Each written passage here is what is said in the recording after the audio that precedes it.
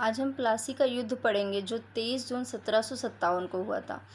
हम इसमें दो पार्ट को देखेंगे। पहला था बंगाल का नवाब और दूसरा था अंग्रेज। बंगाल के नवाब सिराजुद्दौला साहब थे जो अलीवर्दी खां के नाती थे, और दूसरी तरफ हम अंग्रेज को देखते हैं जिसमें क्लाइव थे जो उस वक्त बंगाल के गवर्नर थे।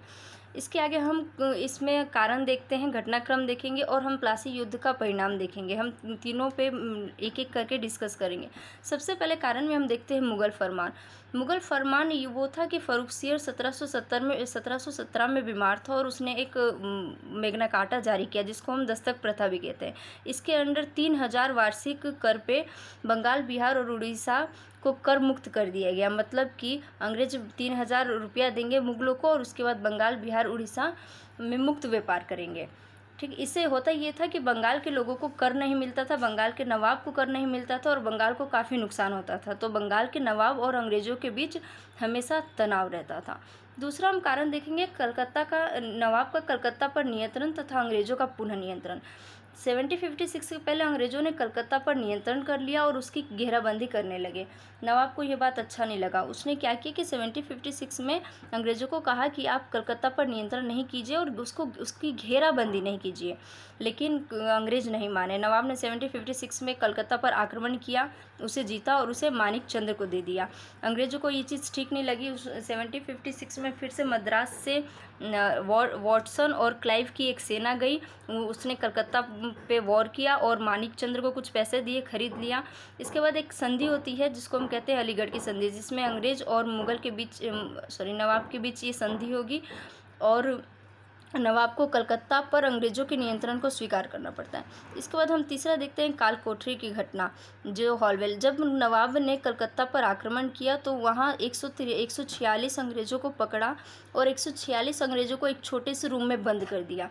146 अंग्रेज़ों को एक छोटे से रूम में बंद कर दिया, जिसमें से अगले दिन 123 लोगों की मौत हो गई और कुछ अंग्रेज़ जिंदा बचे, जिसमें हॉलवेल था। हॉलवेल ने ये घटना पूरे अंग्रेज़ों को बताई, आगे दुनिया में फैलाई, हर जगह फैलाई और इस घटना का इस्तेमाल किया गया अंग्रेज़ों को एकत्र करने में, मतलब कि एकजुटता बनाने में कि अब हम नवाब के खिलाफ लड़ेंगे, जो इस वॉर में बहुत ही अच्छा काम करता है। चौथा देखिए अंग्रेज़ों की महत्वाकांक्षा। आप देखते हैं कि जब अंग्रेज़ इंडिया में आते हैं तो वो इसलिए आते हैं क्योंकि उनकी महत्वाकांक्षा ज़्यादा होती है। उन्हें पता होता है कि इंडिया के लोग कमज़ोर हैं, यहाँ राष्ट्रीय एकता की कमी है और वो यहाँ पे लड़ सकते हैं और यहाँ से पैसा निकाल के वो यहाँ व्यापार करके दूसरे कंट्री में बेच सकते हैं। जिसमें सबसे पहला था साम्राज्य विस्तार, दूसरा था बंगाल पर अधिकार। बंगाल पर अधिकार सबसे महत्वपूर्ण था इसलिए क्योंकि यह समृद्ध था, यहाँ से वो धन निकालते और यहाँ के धन से वो पूरे इंडिया को जीतने की कोशिश करेंगे। जो यहाँ से जो धन निकालेंगे उससे वो अगले युद्ध के लिए इकट्ठा करेंगे। जैसे कि यहाँ कलकत्ता से जीता हुआ जो वॉर होगा, जो हरजाना उनको मिलेगा, वो कर्नाटक के थर्ड वॉर में इस्तेमाल करेंगे और यहाँ से पैसा निकाल के कर्नाटक को जीतेंगे, जिसकी वजह से उनको अपने पॉकेट से 1 रुपया नहीं लगाना पड़ेगा। कारण खत्म होने के बाद अब हम घटनाक्रम पर चर्चा करेंगे। चलिए अब हम घटनाक्रम की चर्चा करते हैं कि आखिर ये वॉर कैसे कैसे होता है, मतलब कि इसमें सबसे पहले क्या होता है।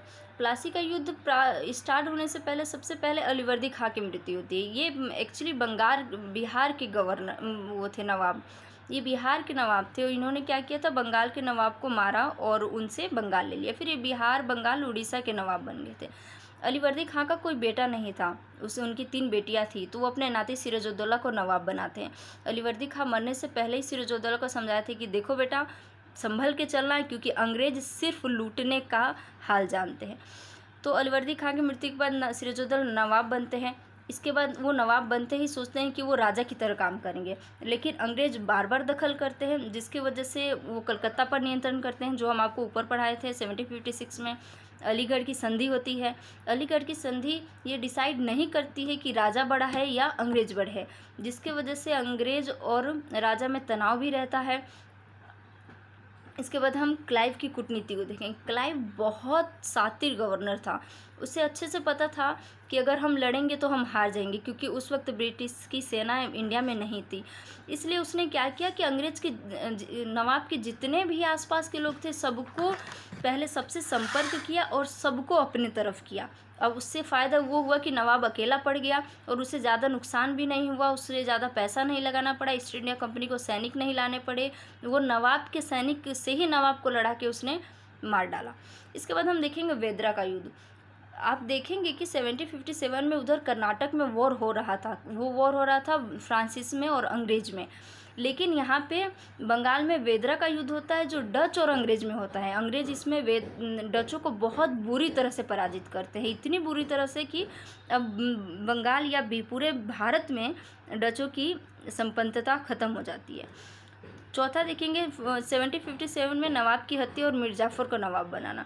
जब मीर जाफ़र और क्लाइव मिलके प्लासी के नवाब को मतलब सिराजुद्दौला को मार डालते हैं, तो उसके बाद मीर जाफ़र को नवाब बनाते हैं। इससे सबसे ज़्यादा फ़ायदा अंग्रेज़ को ये होता है कि मीर जाफ़र एज अ कठपुतली उनके लिए काम करता है। मीर जाफ़र उन्हें ज़मींदारी देता है, बहुत सारा पैसा देता है, और बहुत सारा पैसा देने की वजह से अंग्रेज़ों को यहाँ पे ईस्ट इंडिया कंपनी को अपने पॉकेट से पैसा नहीं लगाना पड़ता है। ठीक, आगे हम चर्चा करेंगे इसके परिणाम की। सबसे पहले हम देखेंगे, अब हम यहाँ परिणाम की चर्चा करेंगे कि प्लासी के युद्ध के परिणाम क्या होते हैं। इसमें हम राजनीतिक परिणाम को देखेंगे, आर्थिक परिणाम को देखेंगे, वो अन्य परिणाम को देखेंगे जो इन दोनों से परे था। पहला हम राजनीतिक परिणाम को देखेंगे। ब्रिटिश प्रभुत्व का मार्ग प्रशस्त पूरे भारत के लिए।